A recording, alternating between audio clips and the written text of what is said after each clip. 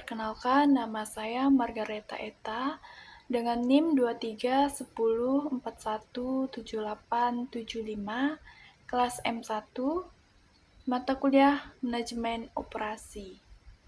Di sini saya akan merefleksikan diri, yaitu melalui peran metode Podomoro dalam perjalanan akademik dan masa depan karir. Yang pertama itu, bagaimana kebiasaan belajar saya saat ini.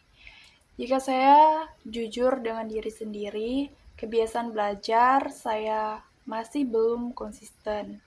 Ada hari-hari di mana saya merasa sangat semangat, membuka buku, mencatat materi, bahkan merasa produktif.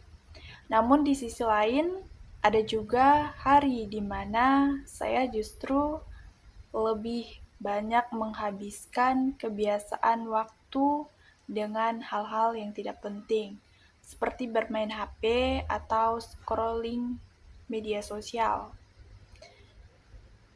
Saya sering belajar dengan sistem mood, bukan dengan sistem yang terjadwal. Ketika ada tugas yang mendesak, barulah saya bergerak cepat. Namun ketika waktu masih terasa panjang, saya cenderung menunda. Hal itu membuat pola belajar saya tidak stabil. Kadang saya sangat rajin, kadang saya merasa santai, dan kadang saya merasa malas. Kebiasaan seperti itu membuat saya sadar bahwa sebenarnya saya memiliki manajemen waktu yang baik. Saya belajar bukan karena disiplin, tapi karena tekanan deadline. Yang kedua itu, apa kendala terbesar dalam mengatur waktu? Kendala terbesar saya adalah kurang kontrol terhadap diri sendiri, terutama terhadap distraksi. Distraksi yang terbesar saya yaitu media sosial, rasa malas yang tiba-tiba datang, lingkungan yang tidak selalu mendukung untuk fokus.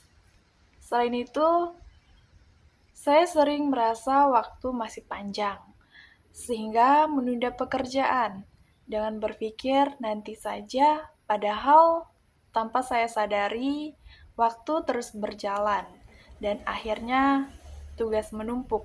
Saya juga belum terbiasa membuat prioritas. Semua tugas terasa sama pentingnya, sehingga saya sering bingung harus mulai dari mana. Akibatnya, saya tidak mulai apa-apa. Yang ketiga, apakah saya sering menunda tugas? Saya mengakui bahwa saya sering melakukan prokrastinasi. Biasanya saya menunda dengan alasan masih banyak waktu, nanti saja kalau sudah mood, sebentar lagi mulai. Namun kenyataannya sebentar lagi sering berubah menjadi besok. Lalu besok lagi, sampai akhirnya saya mengerjakan tugas dengan terburu-buru menjelang deadline. Dampaknya bagi saya, hasilnya tidak maksimal, merasa stres dan panik, tidak menikmati proses belajar. Saya sadar bahwa kebiasaan ini tidak baik, tetapi mengubahnya ternyata tidak mudah. Bagaimana pendapat saya tentang metode Podomoro? Menurut saya, metode Podomoro adalah metode yang sederhana tetapi sangat powerful. Metode ini mengajarkan bahwa fokus tidak harus terlalu lama, tetapi harus konsisten. Istirahat juga bagian dari produktivitas. Waktu bisa dikontrol dengan cara yang terstruktur. Dengan membagi waktu menjadi 25 menit fokus dan 5 menit untuk istirahat, saya merasa metode ini cocok untuk saya yang mudah terdistraksi. Metode ini membuat saya belajar berasa lebih ringan dan tidak terlalu membebani. Yang paling saya suka yaitu saya tidak perlu menunggu mood untuk belajar. Saya juga hanya perlu memulai selama 25 menit. Dari situ saya biasanya justru ingin melanjutkan. Apa perubahan yang akan saya lakukan? Setelah saya memahami metode Podomoro, saya ingin melakukan beberapa perubahan nyata. Yang pertama, membuat jadwal belajar harian, tidak lagi belajar hanya saat mood. Yang kedua, saya menggunakan teknik Pomodoro, yaitu 20 menit fokus, 5 menit istirahat, dan minimal 4 sesi per hari.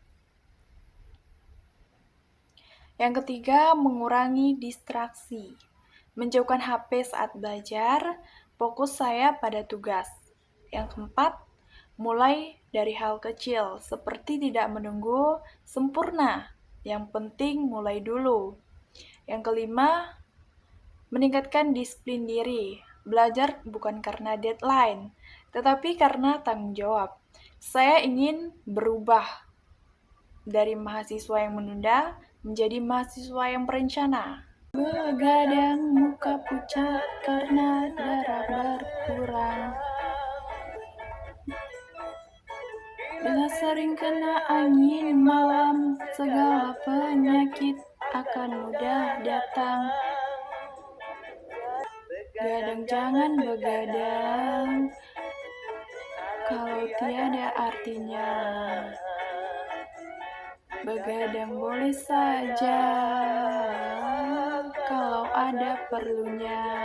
Pelajaran dari kisah Ardi, yaitu saya belajar bahwa perubahan tidak harus besar, tetapi harus konsisten.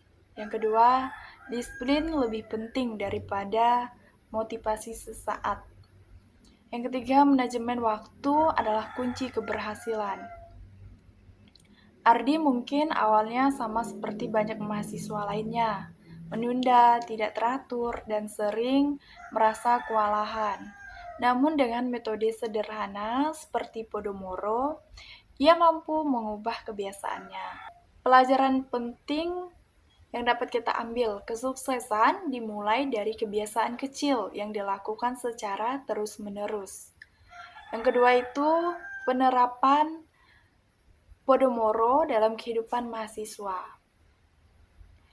Metode ini sangat relevan bagi mahasiswa karena banyak tugas perlu dibagi menjadi bagian kecil, mudah terdistraksi, butuh sistem fokus.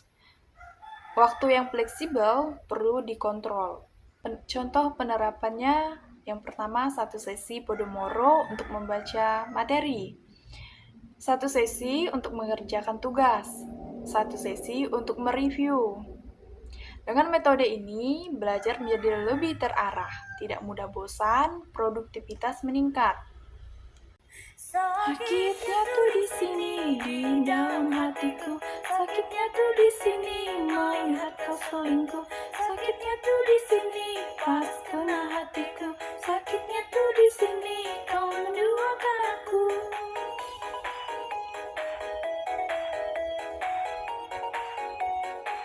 Yang ketiga, penerapan dalam dunia kerja.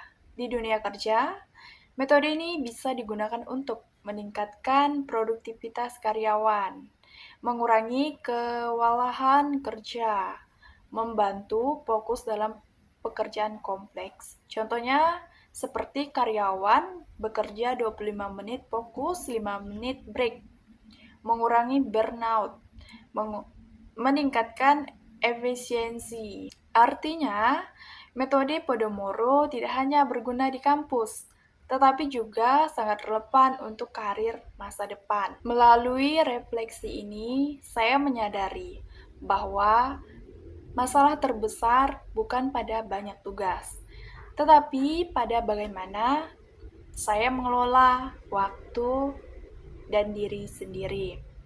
Metode Pomodoro mengajarkan saya bahwa perubahan tidak harus rumit. Cukup dimulai 25 menit fokus, dilakukan secara konsisten, maka hasil besar akan mengikuti. Saya menjadikan ini sebagai langkah awal untuk mengenal diri saya lebih dalam, memperbaiki kebiasaan buruk, dan mempersiapkan masa depan yang lebih terarah. Karena pada akhirnya keberhasilan bukan ditentukan oleh seberapa pintar kita, tetapi seberapa disiplin kita dalam menjalani proses.